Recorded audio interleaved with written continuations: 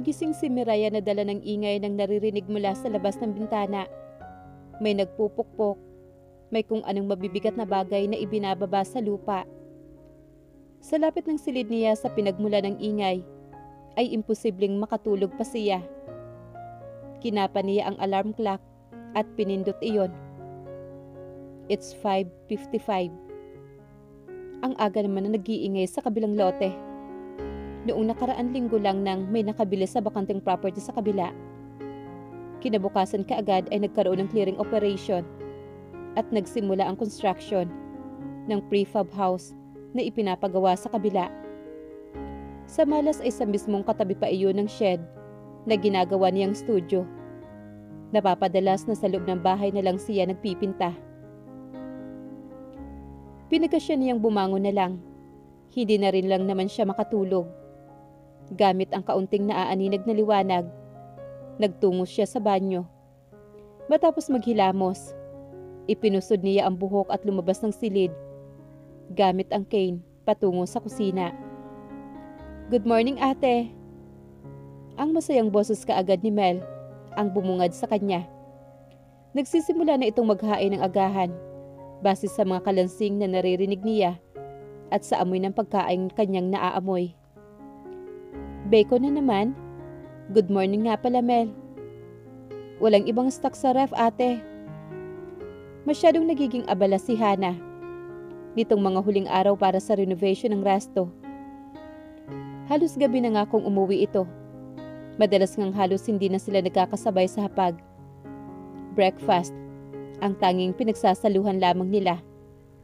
Namimiss na niya ang ingay sa hapag. Madalas kasi ay tulog na si Jacob kapag umuuwi ang mga ito. Namimiss na niya ang masasayang kwento ni Jacob. Ate, anong gagawin mo? Igagawa ko ng sandwich sa Jacob at ang mamhana mo. Kasalukuyan na niyang inihanda ang mga baunan na paglalagyan niya ng mga natapos niyang gawin sandwich at ulam na naluto ni Mel nang marinig niya ang pinakamagandang tinig sa lahat. Good morning, nanay! Kusang lumikha ang ngiti sa mga labi niya. Kumislot kaagad ang puso niya nang ang maliliit nitong mga bisig ay kaagad na yumapos sa kanya. Napakabango naman talaga ni Jacob. Good morning. Sinimulan nitong pupugin ng halik ang mukha niya habang nasa magkabilang pisngi ang mga palad nito. Kumandong pa ito sa kanya. Ang aga mo namang nagising. At nakaligo ka na rin? Ingay po kasi ni Tito C. Tito C ang tawag nito sa bagong business partners ni Hana. By the looks of it, mukhang may bago ng paborito si Jacob. Noong minsang maagang umuwi ang mga ito, bukang bibig nito ang binabanggit na lalaki. Biniro pa nga niya si Hana na baka manliligaw ito ng babae. Laging sagot naman ni Hana, allergic ito sa gwapo. So ibig sabihin, gwapo nga ang business partners na soon to be kapitbahay nila. Si Mel nga ay tila tuod na nagkukwento tungkol sa kagwapuhan nito. Alam mo bang naghanda ako ng paborito mong sandwich? Umalis ito sa kandungan niya at naulinigan niyang naghila ng bangko at lumipat doon. Ayon kay Mel, madalas daw na nakapangalumbaba ito habang pinapanood siya sa kung anuman ang ginagawa niya sa kusina o kapag nagpipinta siya. He adores you so much. Madalas na sabihin ni Hana. Thank you, nanay. But Tito C always brings sandwich. May ibang foods to, nanay. Sarap po ng sandwich po na gawa ni Tito C. Nakaramdam naman siya ng pagkadismaya. Dati naman excited itong kainin ang mga hinahanda niya. May bagong paborito na nga talaga. Mas masarap ba sa mga gawa ni nanay? Para po, nanay. The honesty of the kids. Minsan nakakasugat ang puso, hindi ba? Tuloy gusto niyang mainis sa Mr. C na yun. Don't worry. Babaunin namin lahat ng gawa mo, nanay. Lumapit kaagad si Hana sa kanya at bahagya siyang tinapik sa likod ng kanyang palad. Laging alam ni Hana kung ano ang gagawin para sa kanya. para maging panatag siya. Lumapit kaagad si Hana sa kanya at bahagya siyang tinapik sa likod ng kanyang balikat. Maaga ba kayong aalis ulit? Basa pa ang buhok nitong sumagi sa balikat niya. Kailangan eh. Pina-fast track na ang renovation.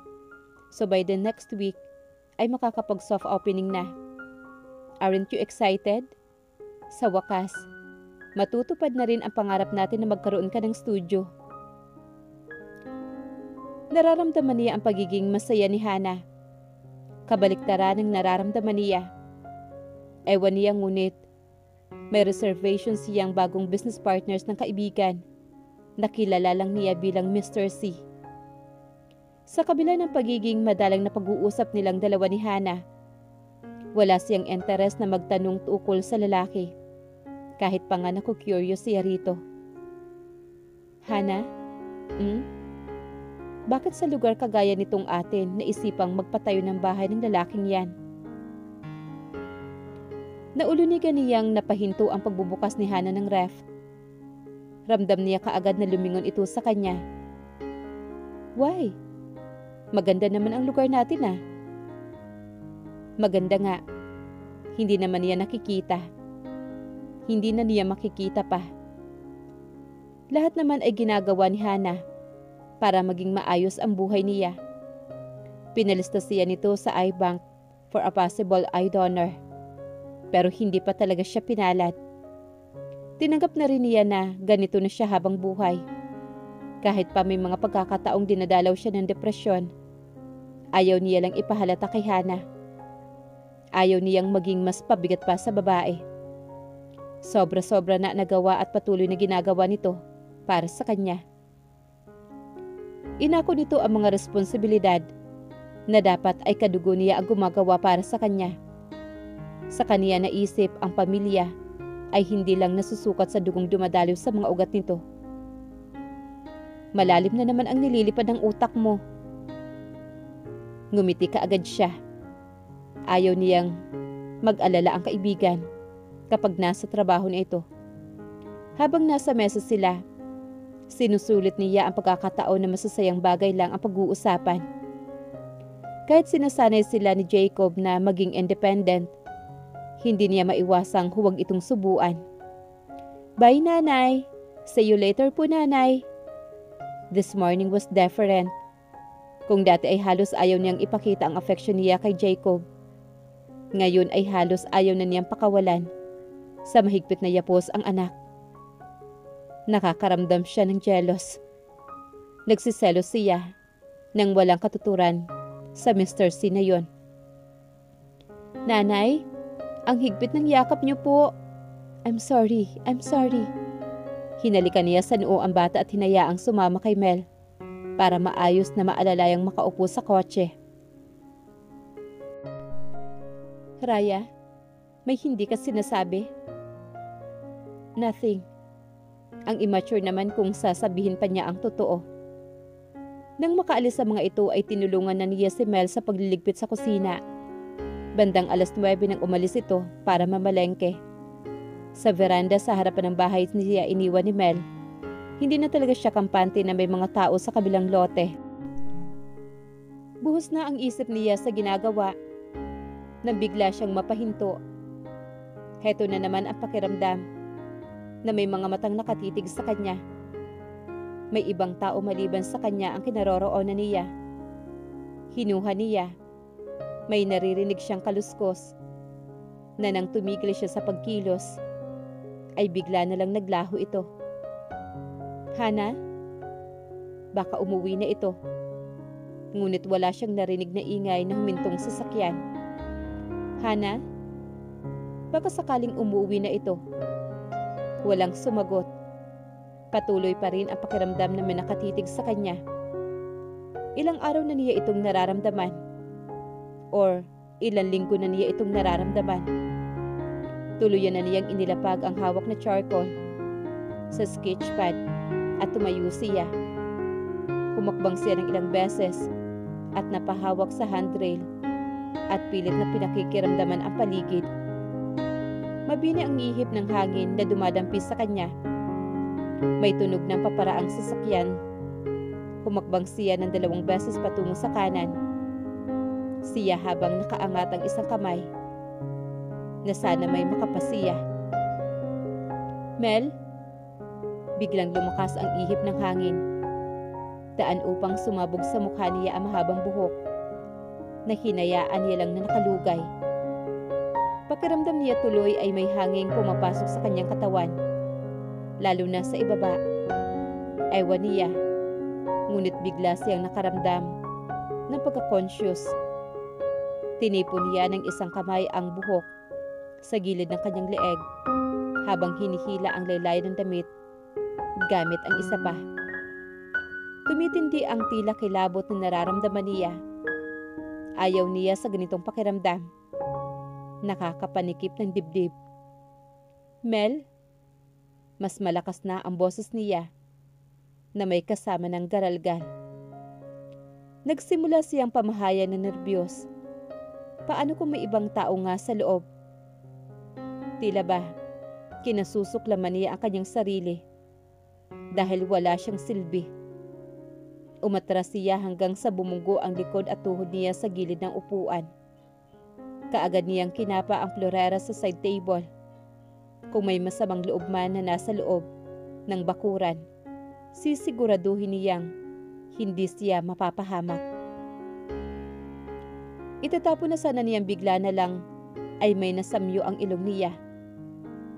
Ang amoy na iyon, it was something familiar. Amoy na parabang nakaimbak sa kanyang memorya bank. Kilalang kilala niya ang pang-amoy na iyon. There was only one person who smelled like that. Conrad? Imposible. Hindi maaaring siya. Hinding-hindi na magiging siya. Kasabay ng pagpait ng hangin na dumadaloy sa kanyang baga ay ang pagbabago ng ekspresyon ng mukha niya. Lumaganap kaagad ang mga nakabaong hinanakit sa puso niya. Iisa lang ang napatunayan niya. Kinasusuklaman pa rin niya ang lalaking iyon. Buong puso niya itong kinasusuklaman. Hannah was preoccupied with the opening of Art Bistro. Kung sino-sino ang kinakausap nito sa phone. Bigatin nga siguro ang business partners nito. Bawat detalye mula sa planning hanggang sa grand opening at maging sa operation. Base na lang sa kwento ni Hannah. Parang nai-imagine niya ang mga nakikita noon sa mga magazine ng mga restaurant sa Europe. May mga mesa ding nakahanay sa labas. Maganda raw ang interior at facade ng bistro. It has a modern rustic. Sa pinakabungad ay unang makikita ang malaking chandelier na nakakabit sa mahabang siling. Ayon kay Hannah, nakadisplay raw ang mga paintings niya sa loob ng kainan. Tuloy ay hindi niya maiwasang kabahan na rin. Alam mo ba, sigurado ako na magugustuhan ng mga tao ang gawa mo. It's high time na rin na magpakilala ka naman. At hindi lang magtago sa mga art pieces at canvas at paintbrush mo. Ayaw niya pero kailangan niyang suportahan si Hannah. Ito na nga lang ang mga paraan para maibalik niya ang lahat ng kabutihan nito. Kung may isang tao man na deserve ang kaligayahan na pwedeng ipakaloob ng itaas, si Hannah na iyon. Walang sukat ang kabaitan nito. Nanay? Can you help me po? Natigil ang pagmuni-muni niya nang marinig ang boses ni Jacob sa gawing pintuan niya. Sabado at walang pasok si Bulinggit. I can't open this, nanay. Angil nito na nununulis na marahil ang nguso nito. Madali lang yan, para lang niyang magic. Napapalakpak naman ang bata na mabuksan niya iyon. Yippee, ang bilis!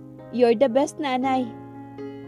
At hinalikan siya nito sa pisngi bilang pasasalamat. Naamoy niya ang bango nito kahit na nga namamawis na ang likod sa kakalaro nito. You know, you smell so nice, as always. Bango ka din po, nanay. Inabot niya ang katabing drawer at kumuha ng bempo. at isinuksok iyon sa likod ng bata. Sa gitna ng ginagawa niya ay bigla na lang itong humagikhik. Hindi sinasadyang nakikiliti niya ito sa tagiliran. "It tickles, nanay." "Talaga?" Inulit niya ang pagkalabit sa tagiliran nito. At ito na nga, humalakhak na ito. Sa gitna ng pag-uungutan at tawanan ay bigla na lang siyang napahinto.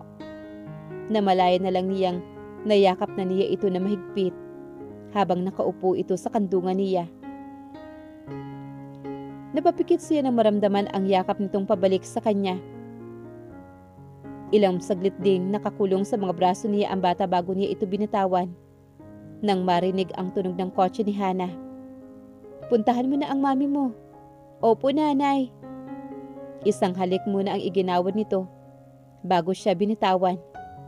Kapag malaki na ito, baka hindi na ito magiging sweet sa kanila ni Hana. Dinampot niya sa mesa at tumayo na siya. Kinapa niya ang cane bago ang lugar na pupuntahan niya, kaya kailangan niya ang mahiwagan niyang tungkod. Hindi niya naman maaaring bitbitin si Fida sa okasyon.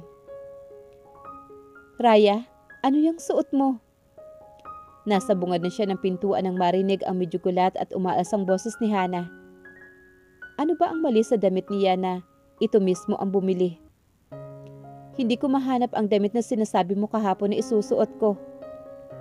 Napapitik naman sa ere ang babae. "Ito talagang si Mel, ang sarap kurutin." "Bakit po, Ma'am Hana?" Humahangos naman na napalapit naman si Mel. Speaking of the devil, gusto niyang matawa para nakikita niya ang mas naiinis na si Hana habang ngingiti-ngiti lang ang bibang namang si Mel. "Huwag na, ako na lang. Ikaw talaga paminsan-minsan palpak. Alagaan mo na lang kaya muna si Jacob." Inakay siya ni Hana pabalik sa silid nito. Tinulungan na muli siya nitong magpalit. Ang sarap sa pakiramdam sa balat na nadantayan at amoy pa talaga ng fabric was soft. "Pang ilang damit na ba ito na binili para sa akin?" "Don't worry, dear. Ikakaltas ko yan sa kita mo doon sa exhibit." Batid niyang biro lang iyon ni Hana. Buong buo ang mga kinikita niya sa art pieces na naibebenta niya nito online at sa mga exhibit na dinadaluhan niya. May savings na rin siya sa bangko kahit papaano. Thanks to Hana. At kahit bulag, may naa-achieve naman kahit papaano. Ino-offer nga niya na pandandag na puhunan ito ngunit ayaw. "Mas kailangan mo yan kaya itabi mo na lang," ang lagi nitong rason. Mas matanda siya kay Hana na mahigit 1 taon pero kung tratuhin siya nito, para itong big sister sa kanya. Matapangan naman at independent si Hana. Mukha niya naman ang inatupag nito pagkatapos. May ipinahid itong mga kolorete. Just enough daw na hindi naman siya magmumukhang maputla. Hana knows best, kaya hinayaan na niya lang. Pakiramdam niya ay nababanat na ang anit niya sa matinding pagpuyod nito sa kanya. "Oops, sorry. Nahigpitan ko pala masyado." Natapos din ang makeup artist niya as always. Lagi nitong pinupuri ang itsura niya. "Ang ganda mo talaga." Kapag pinupuri siya nito, lagi siyang walang imik. Dahil hindi naging sapat na maganda siya para manatili ito sa kanya. Lately sumasagi sa isip niya ang mga walang katuturang mga bagay. As much as possible, she tried to ignore it. "Hana, sino-sino ba ang mga guest list mo?" Curious niyang tanong nang nasa kalagitnaan na sila ng biyahe.